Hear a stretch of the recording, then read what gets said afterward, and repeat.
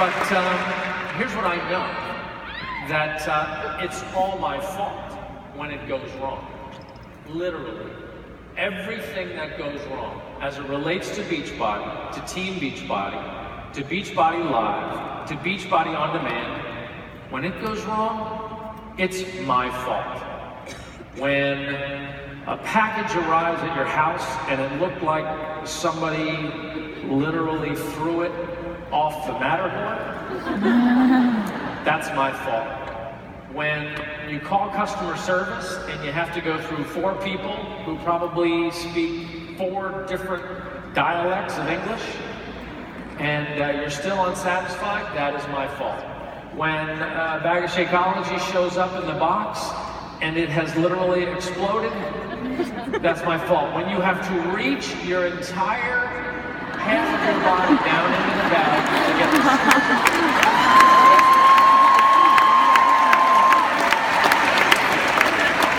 that's your fault. No, that's my fault.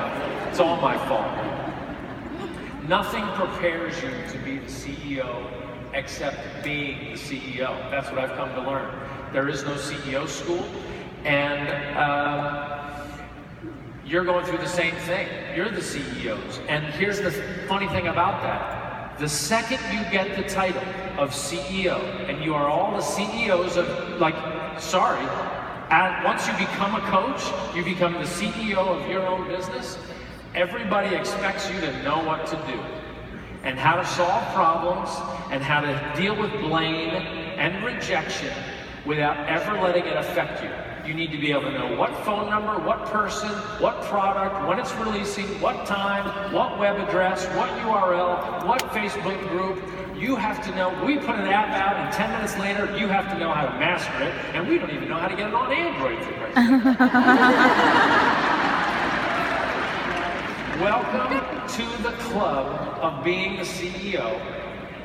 I know what's my fault, and I take responsibility for it, and you know what's your fault. But here's the thing. You sort of have 2 ways to go. You can suffer it as a CEO. You can go through this aspect of being a professional in this business, and you can completely suffer when somebody returns the product, or they don't finish the program, or they reject you.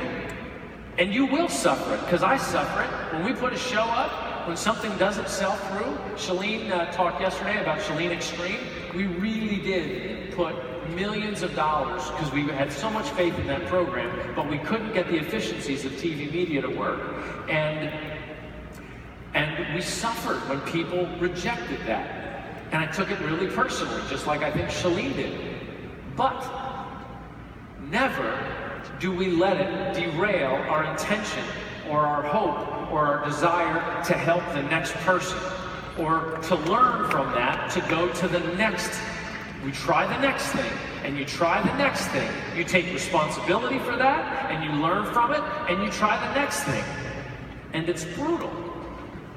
It's absolutely brutal.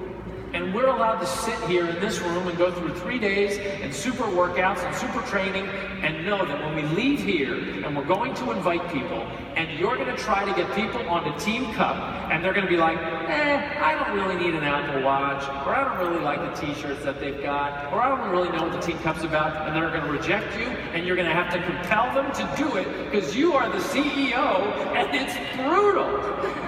But if we want to reach people, we have to be able to handle brutal. No, we don't have to just handle it's hard. I heard Miguel Carrasco on a team call a couple weeks ago, and he was like, you got to choose your hard. And I'm like, yeah, you got to choose your hard. We got to choose our brutal, because it's brutal to do this every day. But you got to realize, we're trying to change something that nobody has ever done before.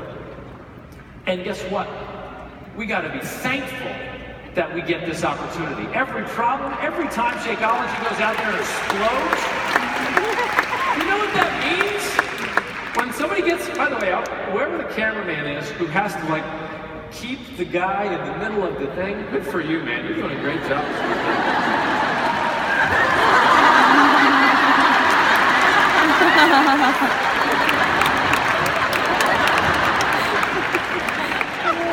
CEO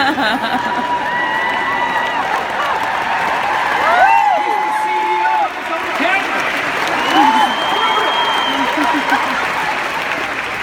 But he is thankful that he had somebody to chase around that stage because he had a job and there's still demand for what he does. Every time Shakeology blows up in a box or somebody goes, man, your customer service sucks, we go, yep, we're going to fix that. And we're constantly going to fix it because we are growing so fast that it's hard to fix it. You have to train new people. But I'm thankful for those problems because it means people want what we have.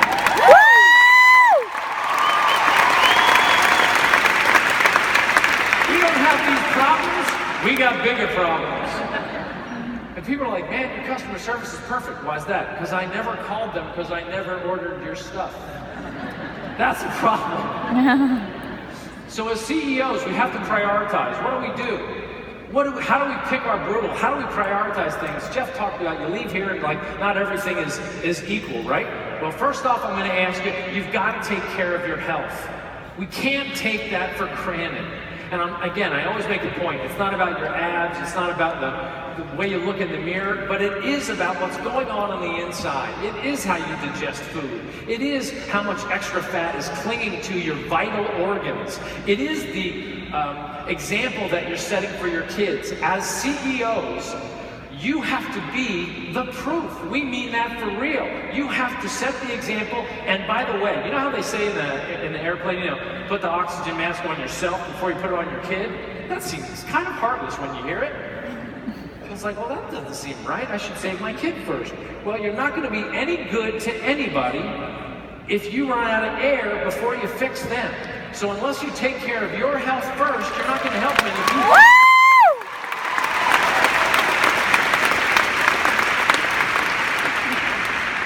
Second thing you got to take care of is you got to make sure that your cash flow's okay. You got to take care of your wealth. You got to be responsible about it. You don't leave your full-time job before you have enough cash flow and enough confidence that you can do this job full-time. And if you're doing this job full-time as a coach, you have to work it every day as if it's going to disappear tomorrow, because that's the way I do it. When I wake up, I don't take for granted, man. I don't know if Country Heat's going to work. I don't know if Fixate's going to work. I don't know if we'll find traction with the 3-week yoga retreat. I don't know if people are going to like the Core to Force program. And I operate every day like it's going to be completely wholesale rejected, and I've always got plan B, C, D, and E lined up. That's the way you got to operate. This is why we say invite, invite, invite. Because if you only invite, you are screwed. You've got to invite, invite, invite, because 99 out of 100 are going to say no. They're not going to get it. They're not going to care about the money back guarantee.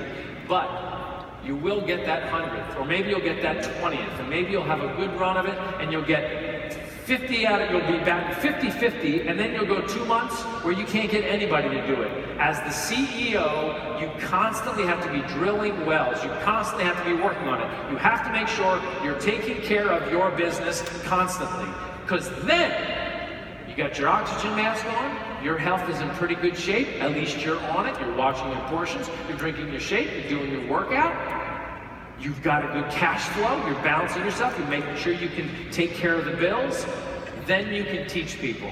Then you can help your team who want to do the same thing.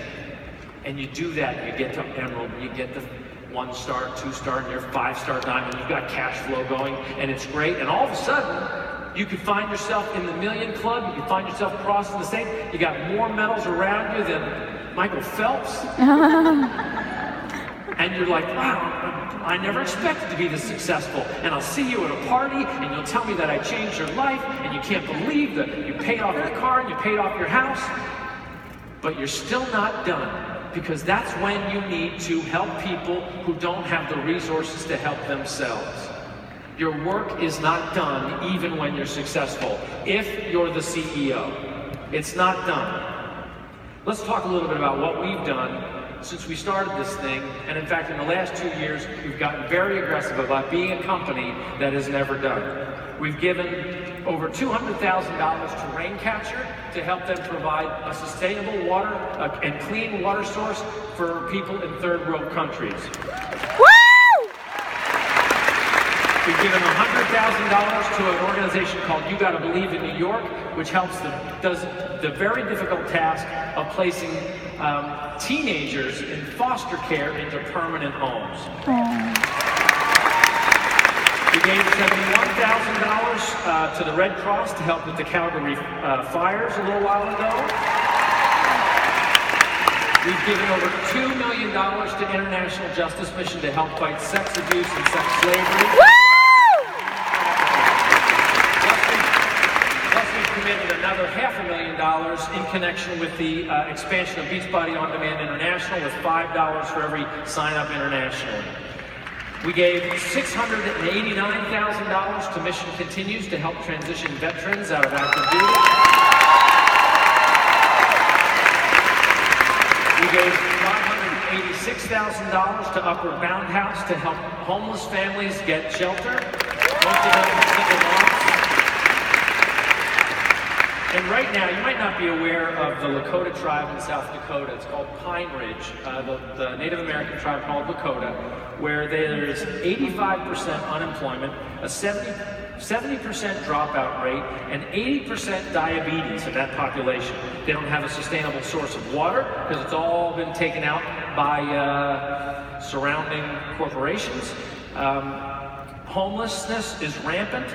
And we are in the process, normally we would connect the launch of a product with a charity. And this time we didn't want to confuse things, so we just went ahead and we committed $500,000 to build 20 houses for the Lakota tribe so that 250 people, including 150 kids, would be sheltered and have water and resources to go to school. That's over $4.3 million in the last 2 years because of the work that you've done. We did that. We did that.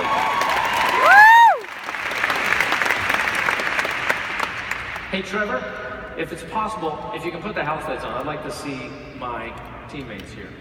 Cool, that's good. Because I want to look you in the eye, because we need to do more. Like, we really got to do more. You have so much power. Like, you're blowing my mind. When I meet you and you're so grateful and your hearts, and I also see so much power just like evaporating off of you. Like, I see so much untapped power when you get sidetracked by ego, or sidetracked by the wrong stuff that is the little problems, the petty stuff that we're gonna solve.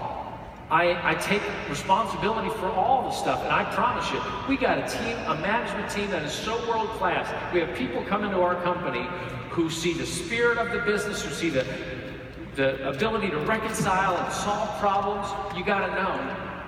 But we all have to work together to harness our power and do more. Do more for ourselves, our health, our wealth, and then do more for our teams, their health, their wealth, and do more for people who can't do it for themselves. That's part of the job. That's part of being a part of a democracy. I don't like to talk politics, and I'm not gonna, but I am gonna talk about democracy and freedom. And the way democracy and freedom works is, it's not about them. And by them, it's the mess that is what politics has become. It is not about them, because we put them in place.